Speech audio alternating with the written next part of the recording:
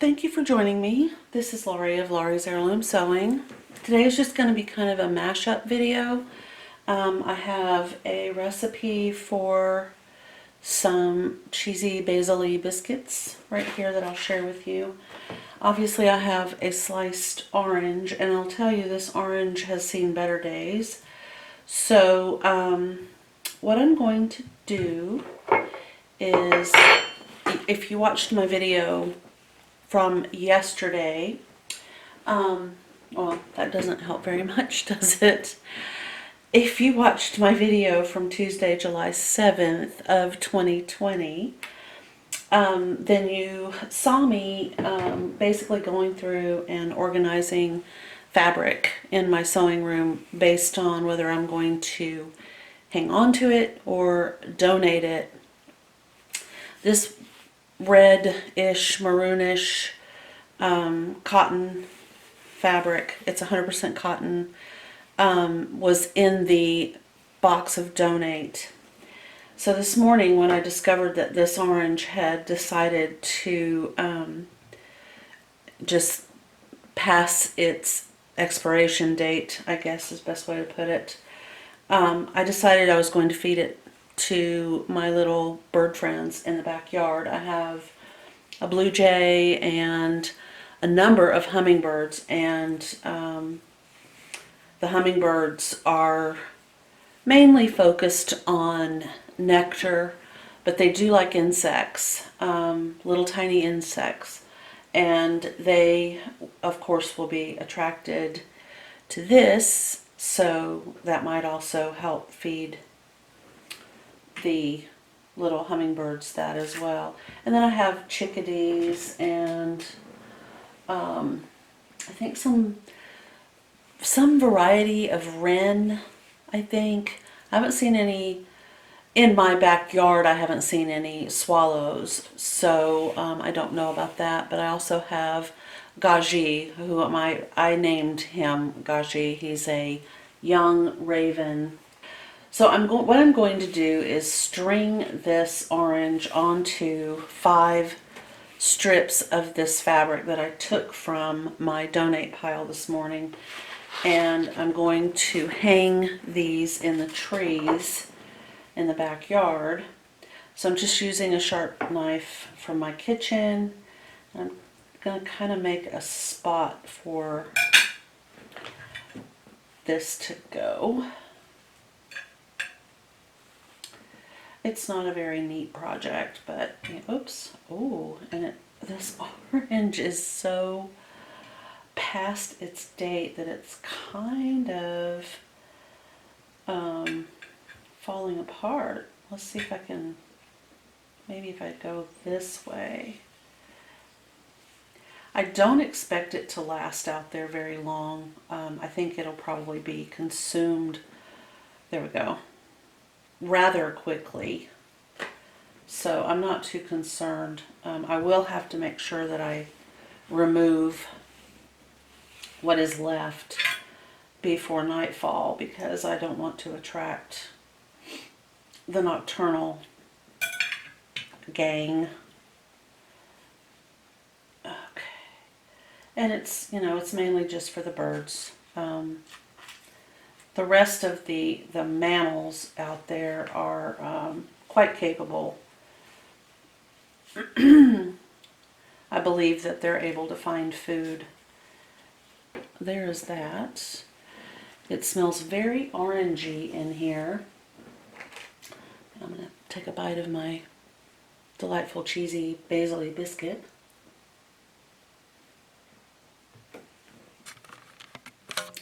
Okay, so they are really good, and they are a perfect bread to serve with garden fresh tomatoes.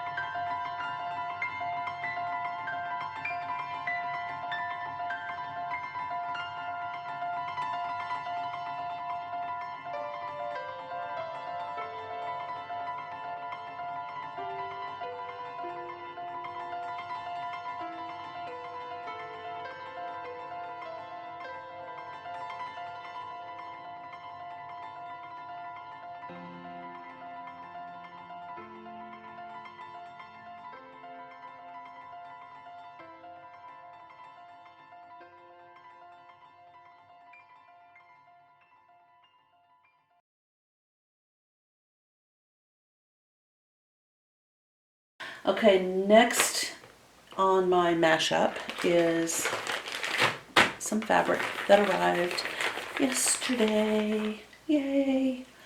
So I'm going to open this package. I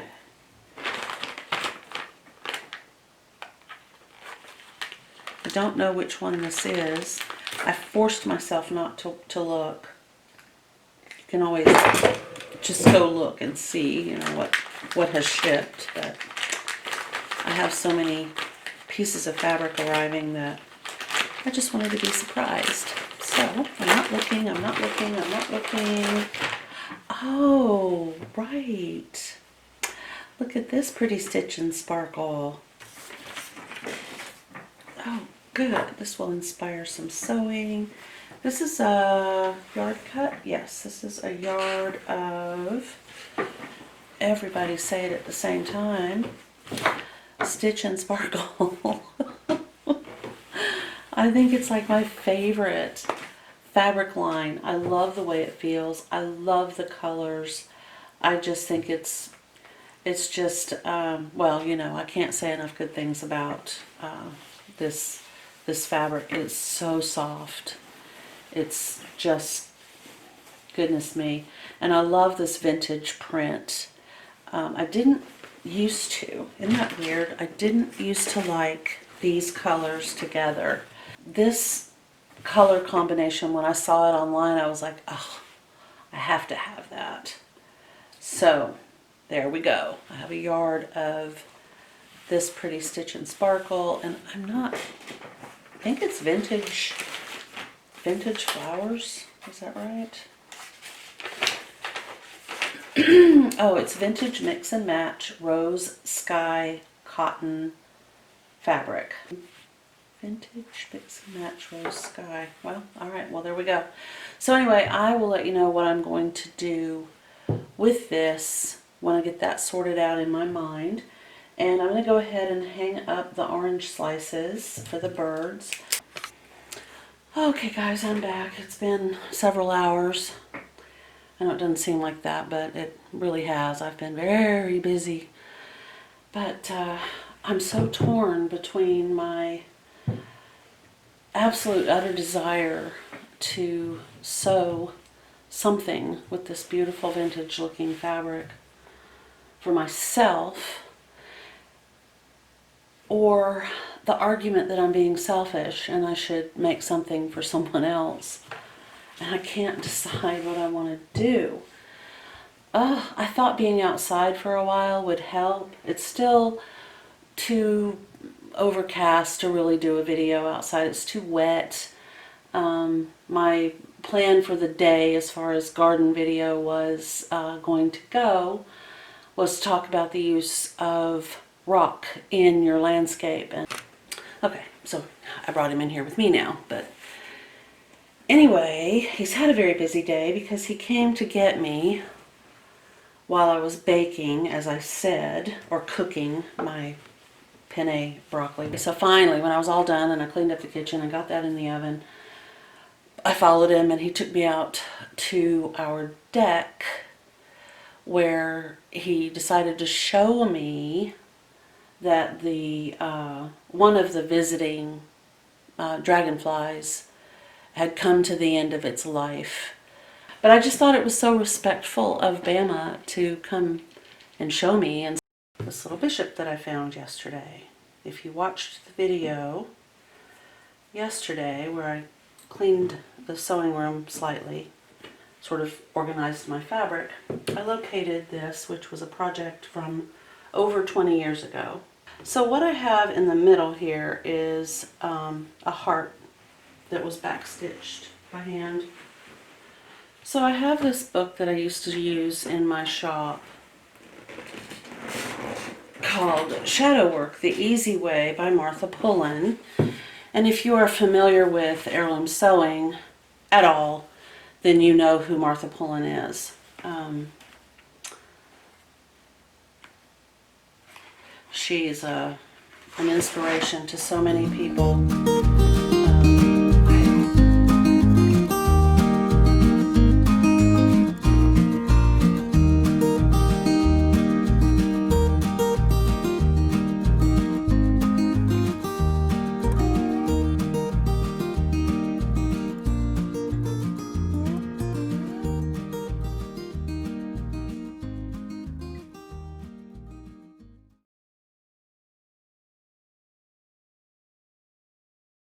0813.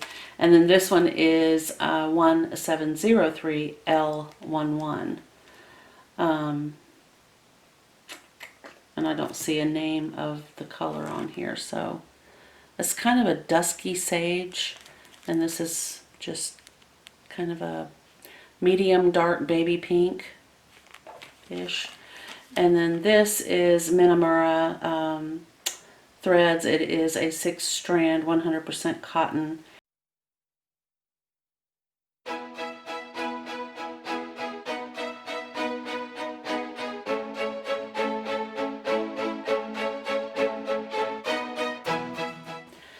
So here's the little dress that just floated back into my life.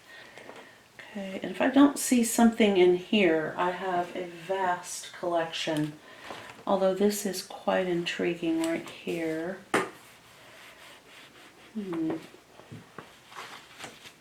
Let's see what this looks like.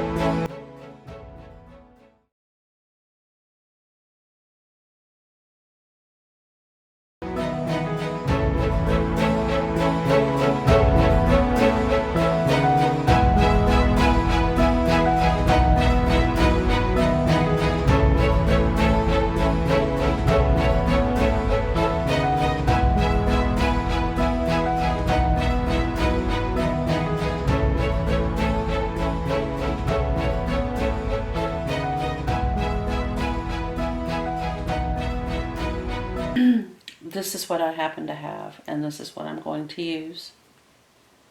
I know a lot of people do not like using a wooden hoop on heirloom sewing projects, and that's fine.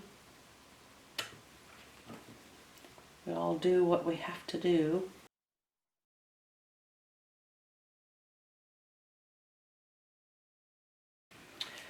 And my needles are, what I have are some Wrights number 26, and then I have some Crewel size 8, Richard Hemming, and some Crewel size 7. And you can see, maybe you can see the difference. Let me get you over here out of that glare. It's still kind of glary. So these over here, right here, are the size 7. These are the size 8 right there. And the Wright's number 27 is too hard to see in the package, so I'm going to open it. So this is the number 26, if I can get it to focus. Right there. Okay, so that's the Wrights. This is the Richard Hemming. And there is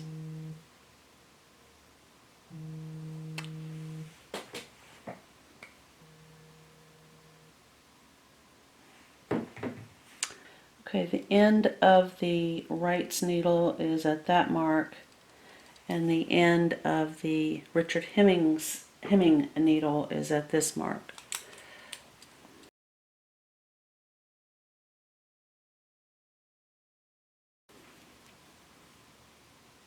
So that's quite a bit of difference right there.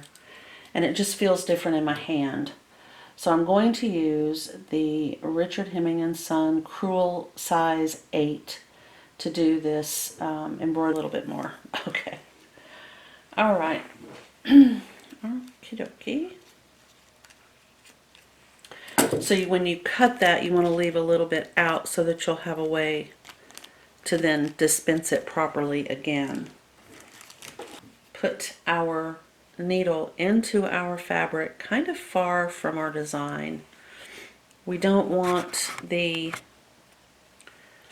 knot to be up underneath any of our stitches. So I'm going to keep it outside the lines over here. Just go ahead and get that placed. Okay, now I kind of like to decide where I'm going to start my stitches. Do I want to start it on the bottom set of this bow right here, the bottom set of this ribbon right here, or do I want to go all the way up and work on the little knot? The knot would most likely end up being a satin stitched part of this project. So I think I'm going to start right here with this little lower edge of the bow. So you need to look for areas where you have intersections. So right here, I don't know if you can see that, my needle is poking out. There's an intersection of where you're going to be stitching right in that corner right there. Those are the kind of things that I look for. So on the drawing here, on this particular bow, this is an intersection right here. This is an intersection. This is an intersection. So everywhere there's a crossover. Any time there's a place where there's a little bit of stitching and then a lot of stitching and then a stop, like right there and right there and right there. So you'll eventually get to where you can find those, and that's where you want to start and stop. Now some stitchers find it easier to do it a different way. I have just always looked for those places where I know that's going to be something I need to be aware of. Okay, so I'm at that intersection and I'm going to go back. I want to make a back stitch to here, just a tiny little back stitch. And then I'm going to cross over on the back of my stitching. So back here, I'm going to cross over to the opposite side that this is on at an angle. So I'm going to go down and then I'll come back up, and this is stitch number 2. The reason I'm coming back up at an angle is I want coverage behind my design. Okay, so I've got 2 stitches. Now I'm going to go from behind and I'm going to cross back over to here, but not any further than what I can cover.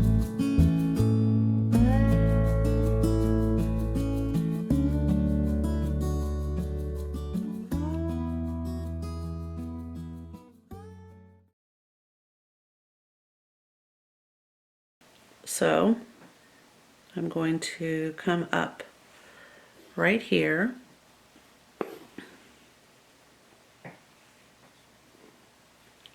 and make a stitch back to where this stitch ended.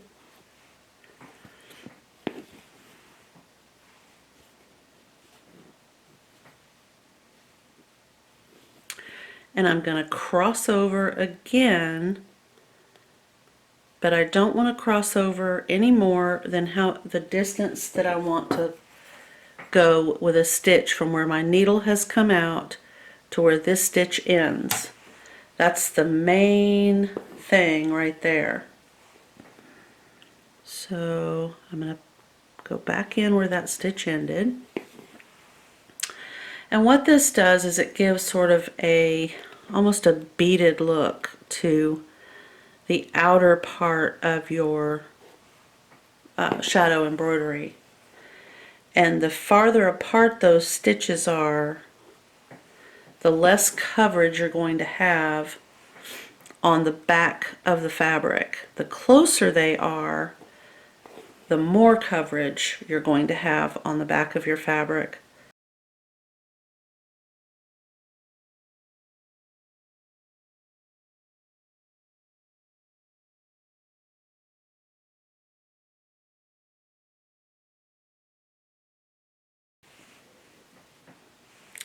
So this is the back. As you can see, these stitches are crisscrossing like this, which when held up to light you can see that the pink color is showing through. I think you can see that, I'm not sure. But I'm going to go ahead and continue.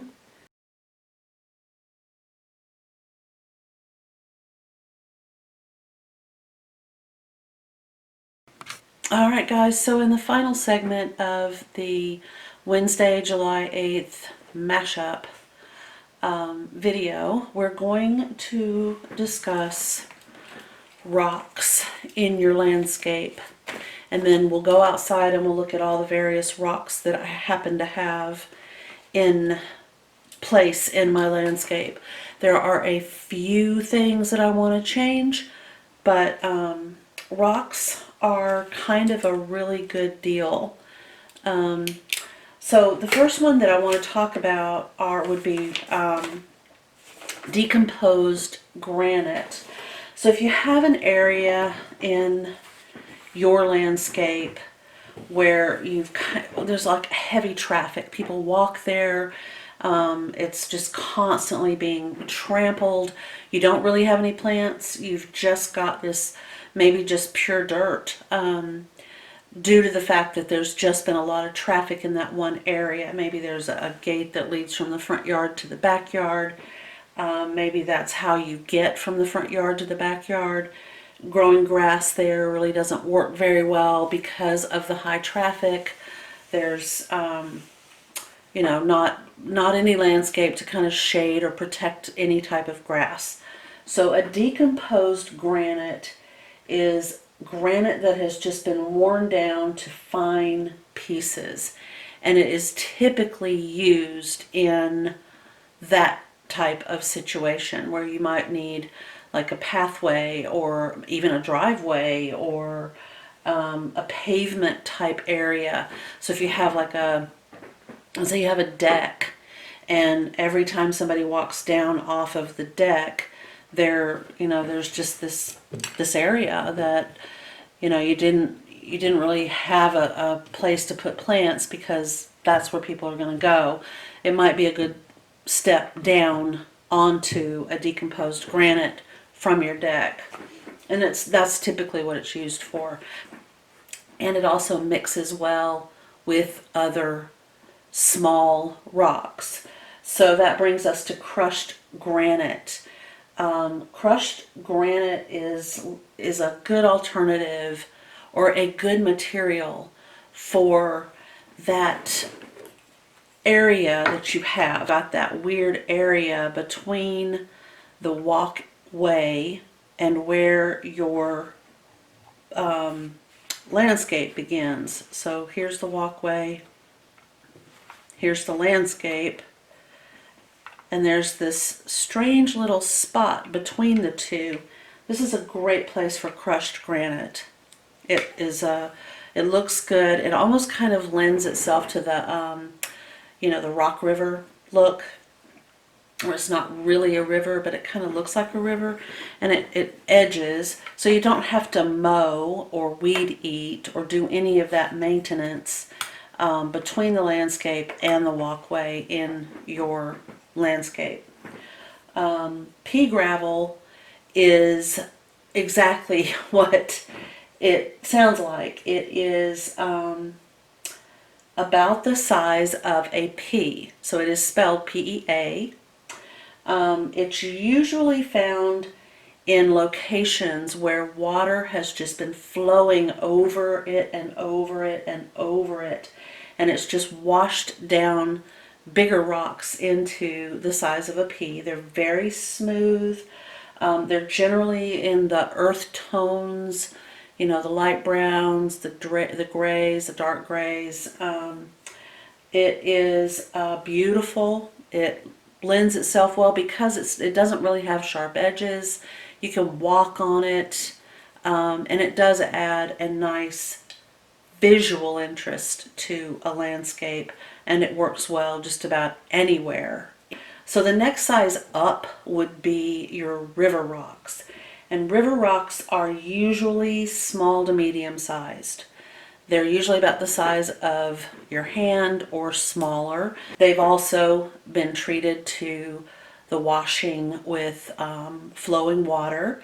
So they generally don't have sharp edges. They're usually smooth all the way around.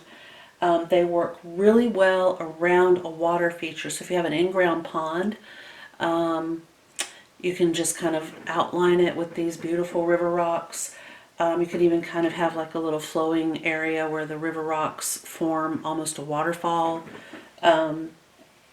Because they're flat, they're easy to stack. And lava rocks are actually crystallized lava. And because they are crystallized, they allow water to flow through them. So if you use them in a landscape, like as a mulch, they can actually help keep your plants hydrated because they would capture water and then have it flow through. They're great as a weed barrier, and they also are great at preventing some infestations by slugs and snails. They're very sharp, and a lot of times those, you know, the slugs and snails, they're looking for kind of an easy way to get to your plants. But if you're having a problem, lava rocks might be the best option. Now, slugs and snails will lay their eggs in damp areas. So it's something to think about moving forward. If you're choosing to use lava rock in your landscape, you might see some slugs, you know, slug eggs mixed in with the lava rocks. But you know, I have never used them, so I don't know. I just know that it is a possibility. But once they hatch, then it could be that that's the end of it, because they don't like to crawl over rough, you know, sharp surfaces. And lava rocks would definitely have just that natural ability to repel. And then the last rock that I wanted to talk about is a flagstone. Flagstone is just a generic, flat, rather large rock. It's a stone that has been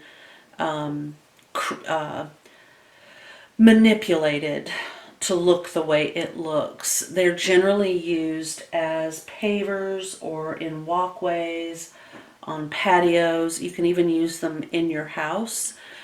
Depending on where you're using flagstone in your landscape, they're very heavy.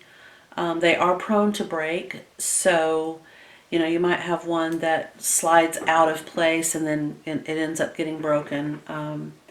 It's something to keep in mind. They are very pretty. If anybody has any questions, please just drop a comment below and I will try to get back to you. And we'll do a little bit better video on the rocks for landscape in the next few weeks or so when it's not so noisy. Hey guys, so I'm doing a rain video today. I wanted to finish up the mashup video that I worked on a little bit yesterday by showing you the Lucifer crocosmia that is finally starting to put on blooms. The hummingbirds will be thrilled.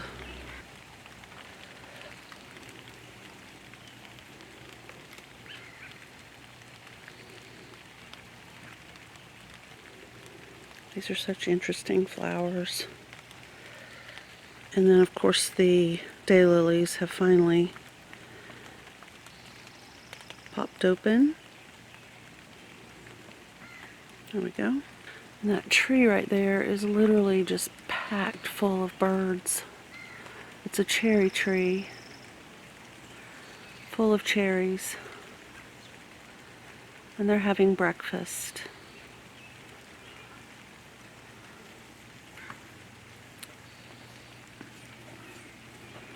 The serviceberry tree continues to surprise me with blooms.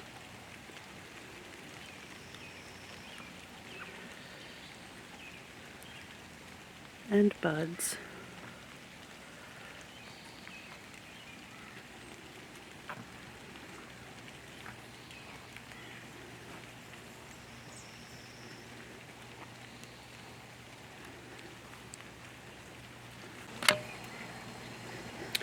So I appreciate you guys watching this weird mixed up video, sewing, gardening, baking. I'm going to try to get back on a regular schedule. Things have just been kind of crazy. But thank you again for watching. I hope everybody has a wonderful day. Today is Thursday, July the 9th of 2020. I think we're all just kind of getting through the summer. It's cold in Washington State. I hope you're having nice summer weather where you live. And drop comments below if you have any questions or need clarification or want to see a video on a certain topic related to baking, sewing, gardening. Please let me know. And I will see you next time. Thank you.